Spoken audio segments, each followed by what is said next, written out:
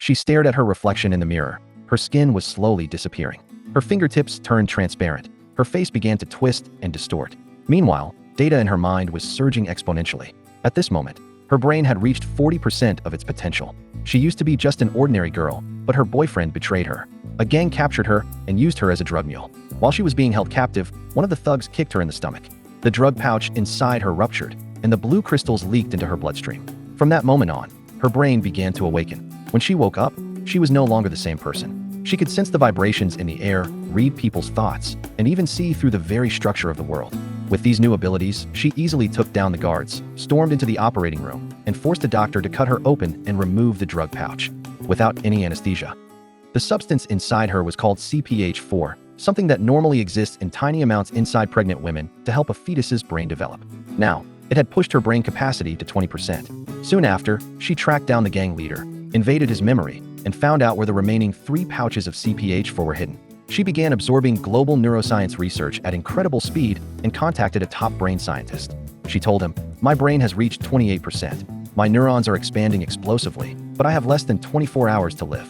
The professor advised her, "Share as much knowledge as you can before it's too late." She decided to do just that. At the airport, she realized she was on a wanted list. She instantly changed her appearance and managed to board the plane safely. Once in the air, she absorbed all the knowledge available on the internet. But when her brain hit 40%, her body started collapsing. She had to inject more CPH4 to stabilize herself. When she woke up again, her brain had reached 50%. She walked out of the hospital, surrounded by police. With a single thought, every officer dropped to the ground, and the police chief's gun emptied from across the room. By the time she arrived at the hospital again, her brain was at 60%. With just a wave of her hand, every weapon floated into the air. The gang, terrified, surrendered the drugs without a fight.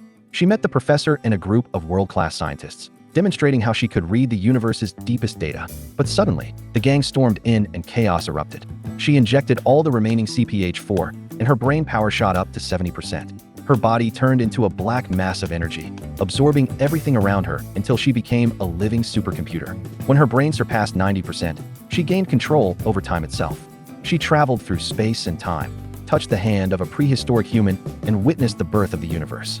Just as the gang burst into the room, her brain reached 100%, and she completely disappeared.